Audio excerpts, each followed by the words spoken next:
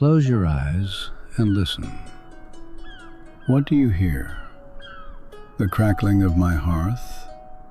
Or perhaps the sound of water crashing against the shore far beyond your windows? The ancient warriors of the northern seas knew one thing: the ocean never sleeps.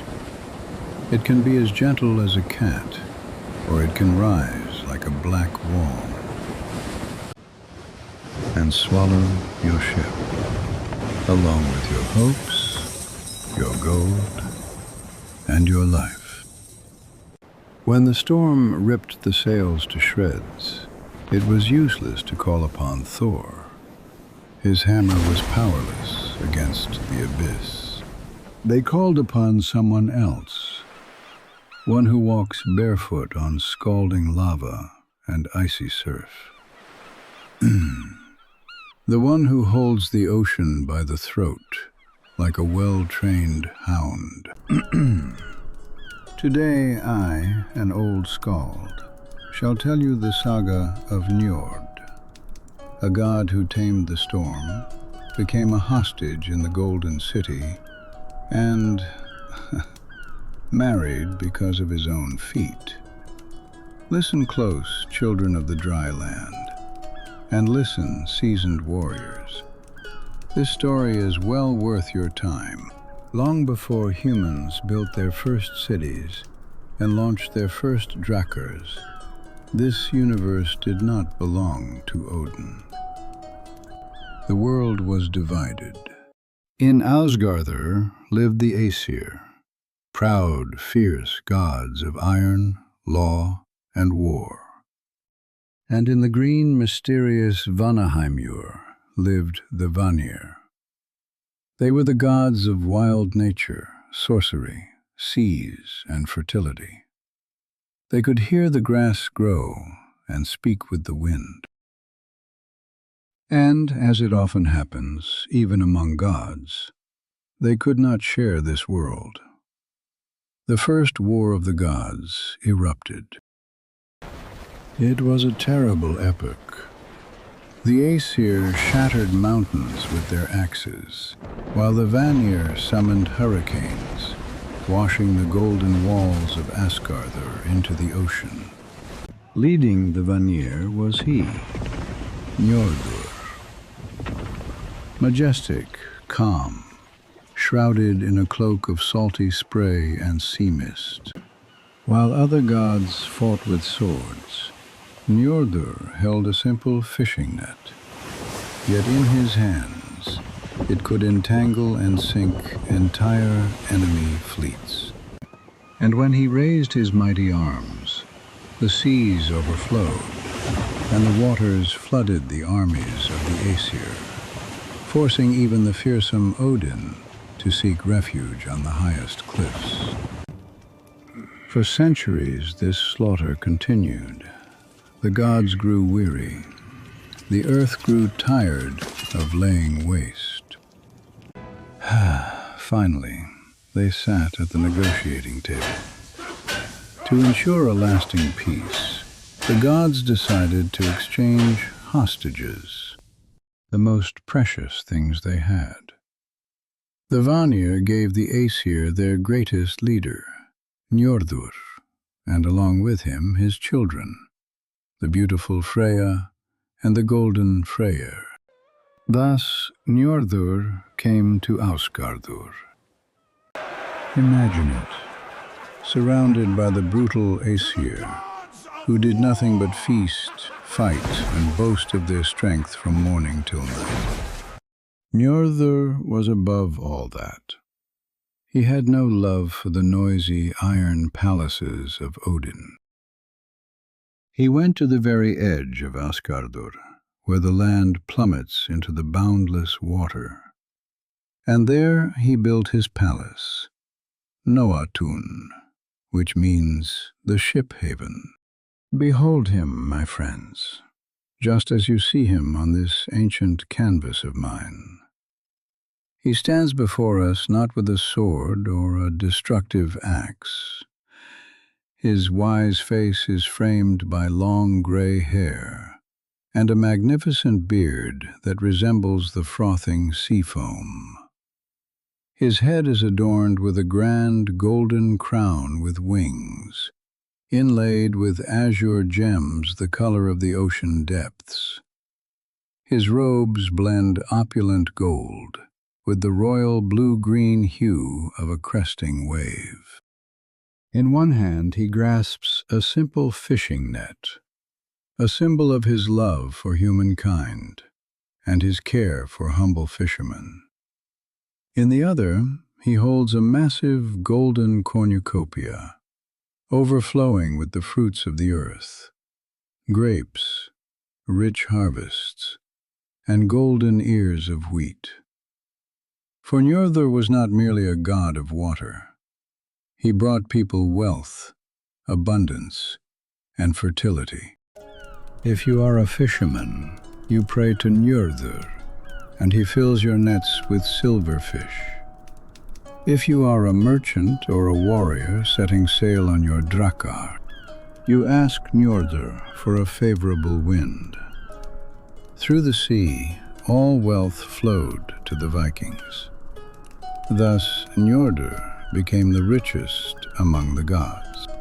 Even now, if we see an incredibly wealthy man, we might say, he is as rich as Njörðr. Her name was Skadi. She was the daughter of a mighty giant whom the Aesir had slain for stealing the apples of youth. Skadi did not weep. She put on heavy armor, strapped on her skis, grabbed her axe, and came to seek vengeance upon all of Asgardur. She was as fierce as winter itself. Odin, who had no desire to shed blood in vain, stepped forward. Hold, maiden! Take your time. Let us make a pact. We offer you a ransom. Choose any husband among the gods of Asgardur. Become one of us, and let us forget the old feud. Skadi looked over the gods. Her gaze fell upon Baldur, the god of light and beauty. He was so radiant that light literally shone from him. Skadi thought, there he is, my prince. But Odin smiled slyly into his beard. Oh no, fair maiden. The choice must be fair and blind. We shall cover the gods with a screen. You will see only their bare feet. And by the shape of their feet, you shall choose your destiny. It was the strangest casting call in the history of the 9 realms. The gods stood behind the screen, their trousers rolled up. Skadi walked up and down, inspecting them. There were the dirty, calloused paws of Thor. He was always wading through swamps chasing trolls. There were the thin, twisted legs of Loki, practically reeking of mischief. And suddenly she spotted a pair of feet. Oh, they were flawless. White, smooth as marble, without a single blemish or speck of dirt. Skadi's heart skipped a beat. Of course! Baldur is so beautiful. His feet must be royal. I choose him. The screen fell. The gods erupted into such laughter that the very walls of Asgardur shook. From behind the screen stepped Njörðr, the gray-haired, wise god of the sea. And why were his feet so perfect? Because for hundreds of years he had walked barefoot on the soft, wet sand, and the cold, salty waves gave him a natural daily pedicure that no mountain giantess had ever even heard of. The word of the gods is law. Skadi had to marry a god who smelled of salt and fish. And so began their married life. it was a complete disaster, my dear friends. A union of fire and ice. Njörðr could not live without the sea. His heart sang to the sound of the surf and the joyful cries of the seagulls circling above his head, just as you see here on my painting.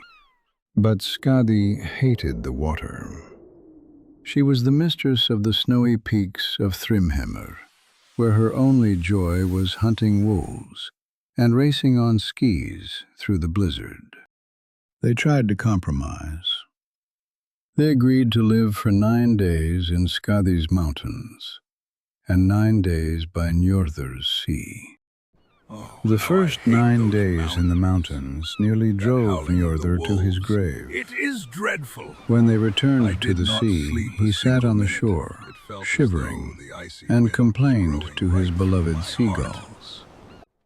I cannot bear this. Then it was any Skadi's longer. turn to guest by the sea. Birds, those seagulls, After 9 they shriek days, at dawn she and stormed wake out of the me. great hall of And Njörðr, this snapping her smell arrows of in rotting fury. Fish and wet sand. It sickens me.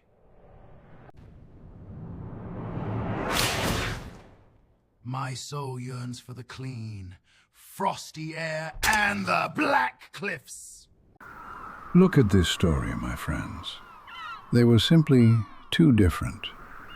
And here the ancient myth teaches us a wisdom that both adults and children need to hear. You can love and respect someone, but if you try to break yourself just to please another, you will only destroy your own nature. Njörðr and Skadi did not fight. They did not ruin each other's lives. Instead, they sat down, drank some ale, and decided to part ways. Peacefully. Skadi returned to her snows and became the great goddess of hunters and skiers. And Njörðr remained in his harbor. They kept a warm friendship and always greeted each other kindly at the grand feasts of the gods. Njörðr was not a god who sought glory in blood or burning cities. He was a god of peace, compromise, and tranquility. The ancient Vikings knew life is a tempestuous ocean, but somewhere out there, in the great hall of Njörðr, sits a wise, gray-haired god. He walks barefoot on the warm sand, watches over your ship, and holds the rudder of this world with a steady, kind hand. He will surely grant you a favorable wind, if only you ask him from the heart. The next time you stand by the water, close your eyes and listen. Perhaps that gentle rustle of the waves is Njörðr, making sure all is quiet in his domain. And if you enjoyed this saga, don't be greedy like a Jotun. Leave your Viking like on this video, subscribe to the Old Skald's channel, and tell me in the comments, where would you rather live? 9 days in the icy mountains, or by the warm sea? May your sails always be full. Until next time, my friends. Njörðr sé góðunum.